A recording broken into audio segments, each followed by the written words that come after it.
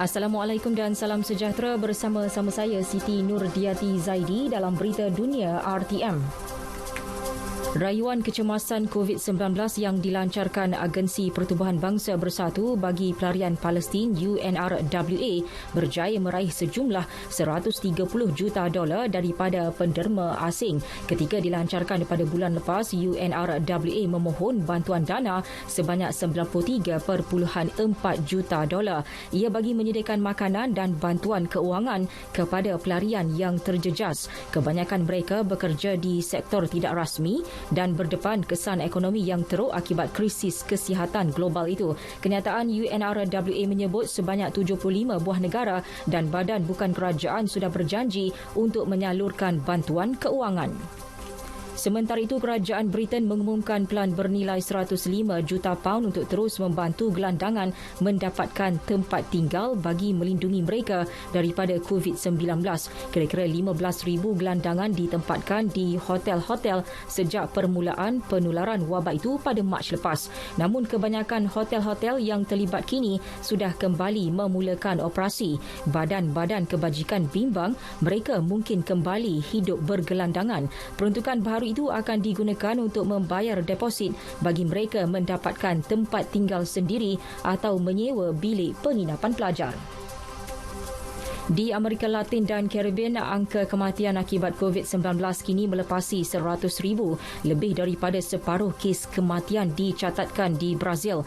Pandemik itu kini semakin menular dengan pantas di seluruh benua Amerika. Sejumlah 2.1 juta kes jangkitan direkodkan dengan Brazil, Peru dan Chile merupakan negara paling teruk terjejas.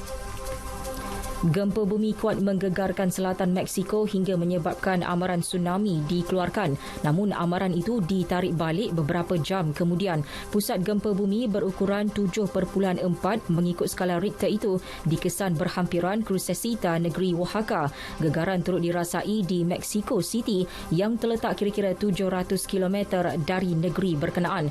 Gubernur Oaxaca, Alejandro Murat, mengesahkan seorang maut manakala seorang cedera dalam kejadian itu. Namun tiada kerosakan besar dilaporkan. Di utara Meksiko, 6 maut selepas pesawat ringan yang dinaiki terhempas di kawasan pergunungan. Pekerja kecemasan telah menemukan mayat juruterbang dan 5 penumpang di lokasi nahas. Menurut kenyataan, pejabat pendakwa raya Chihuahua, pegawai agensi siasatan negeri telah mengesan pesawat yang terhempas itu di wilayah Baleza. Pesawat itu berlepas dari Bandar Camargo Isnin lepas dan dilaporkan hilang selepas gagal mendarat di Sinaloa. Liga Arab mendesak supaya tentera asing berundur dari Libya. Blok tersebut turut menggesa supaya rundingan diadakan untuk mencari jalan penyelesaian terhadap konflik di negara bergolak itu. Desakan itu dibuat menerusi mesyuarat secara maya yang diadakan atas permintaan Mesir. Mesyuarat itu dihadiri wakil dari 21 negara Arab termasuk Kerajaan Permuafakatan Kebangsaan Libya GNA. Sebelum ini GNA membantah mesyuarat itu diadakan. Ia juga tidak bersetuju dengan gesaan supaya tentera asing berundur kerana mereka membantu GNA menghentikan pencerobohan tentera pimpinan Khalifah Haftar.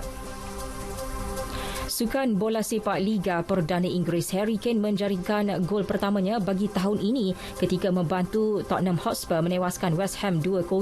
Satu lagi gol diperoleh menerusi jaringan sendiri pemain lawan Thomas Soucek. Kemenangan itu sekaligus menghidupkan peluang Spurs untuk layak ke Liga Juara Eropah musim depan. Spurs kini mengumpul 45 mata untuk menduduki tangga ke-7 Liga daripada 31 perlawanan. Dalam satu lagi perlawanan, Leicester City sekadar seri tanpa gol dalam perlawanan menentang Brighton di laman sendiri. Leicester kini menghuni tangga ketiga Liga dengan mengumpul 55 mata. Brighton pula di kedudukan ke-15 dengan 33 mata. Di Spanyol, Barcelona kembali memintas Real Madrid untuk menduduki tangga teratas La Liga selepas menewaskan Athletic Bilbao 1-0. Gol tunggal perlawanan dijaringkan Ivan Rakitic pada minit ke-71. Barca kini mengumpul 68 mata daripada 31 perlawanan. Real Madrid pula kurang 3 mata di belakang Barca. Real bagaimanapun berpeluang merampas semula takhta Liga sekiranya menang terhadap Real Mallorca awal pagi esok.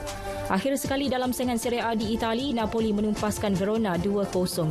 Keputusan lain, Parma mengalahkan Genoa 4-1, Torino menang 1-0 terhadap Udinese, manakala Spal tunduk 0-1 kepada Cagliari. Sekian berita yang disunting oleh Amy Noraliza Adnan dari Pusat Berita RTM. Assalamualaikum.